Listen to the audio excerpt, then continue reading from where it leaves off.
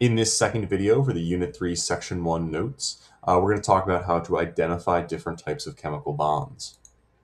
The simple way of doing this is to divide the periodic table into two different sections. A non-metal section to the right of that staircase on the right side, including hydrogen, and a metal section on the left side of the staircase, including these lanthanides and actinides at the bottom. Those are metal elements. We also have some metalloids which touch the staircase, as shown here in yellow. How we can use this to identify types of bonds is to consider what kind of combination of metals and nonmetals we have making up our bond. Basically, if we have a combination of metal elements and non-elements in our bond, we're going to have an ionic bond. We need one metal and one non-metal to make an ionic bond. A covalent bond is when we just have non-metal elements, as you can see in blue here on the bottom. Now, this is a very quick and easy way of figuring out what kind of bond will form. A quick little practice. If we say from the top, see sulfur and fluorine, you can see that both of these elements are nonmetals based on their position and their color coding. Two nonmetal elements give us a covalent bond. Magnesium and bromine, if I highlight them up here, you can see magnesium is a metal, bromine is a nonmetal. Two different types of elements, a metal and a nonmetal, give us an ionic bond. And aluminum and oxygen, right over here, again, we can see that metal and nonmetal combination, that gives us an ionic bond. Now, this is the very quick and easy way of determining types of bonds, but it does lack a certain amount of nuance. A better way of finding bonds is to think about electronegativity. Remember that electronegativity is how much an element wants an electron in a bond, or really how much those elements pull on the electrons. Elements with higher electronegativities pull on those bonded electrons more, and elements with lower electronegativities pull on electrons in a bond less.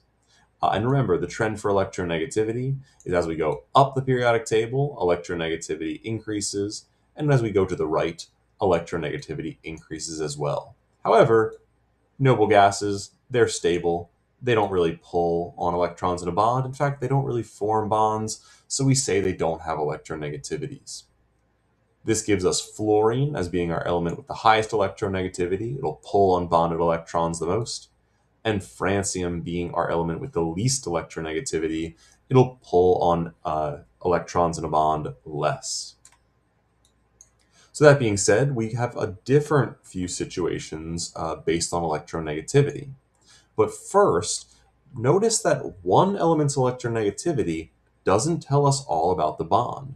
For instance, if we look at, say, lithium, in a bond, lithium will pull on electrons weakly because it has such a low electronegativity.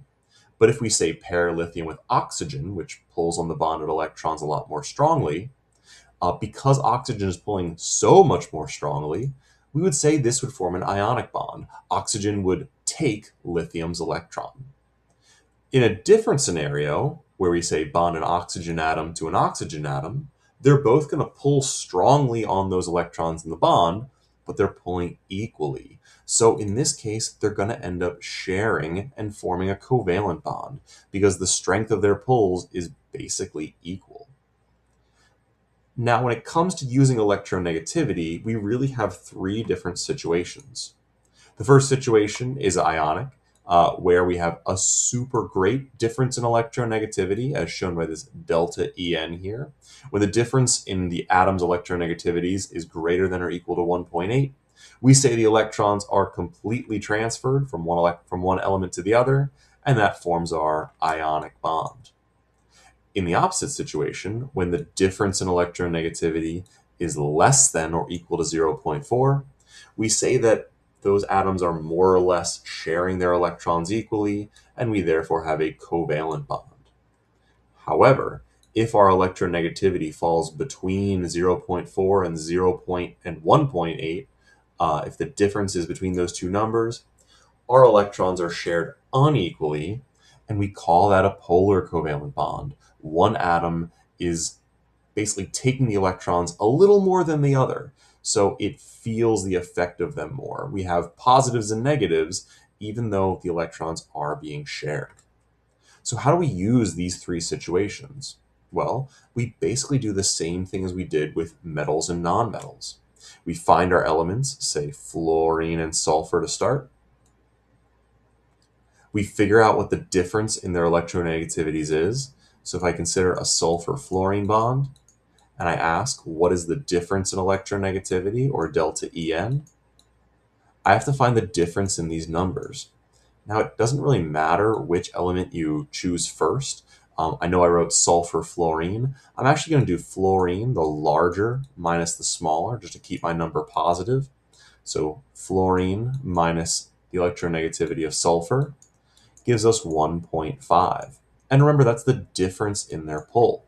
If I go to the last slide, I'll see that difference puts us right in the polar covalent range. 1.5 would form a polar covalent bond.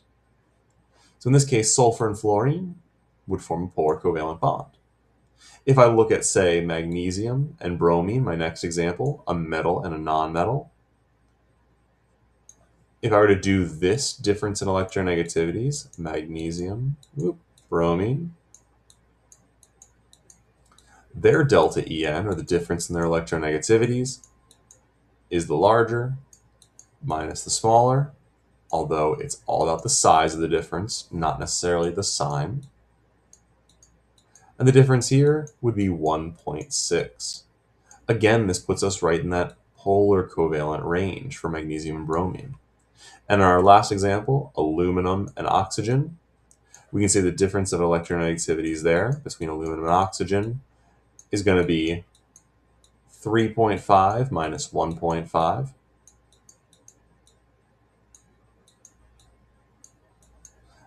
As you might be able to do in your heads, that's going to give us an even 2.0 as our difference in pull.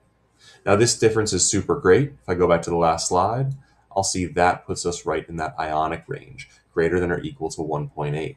So aluminum and oxygen would form an ionic bond. And that is the notes part, or the second video on the notes for Unit 3, Section 1.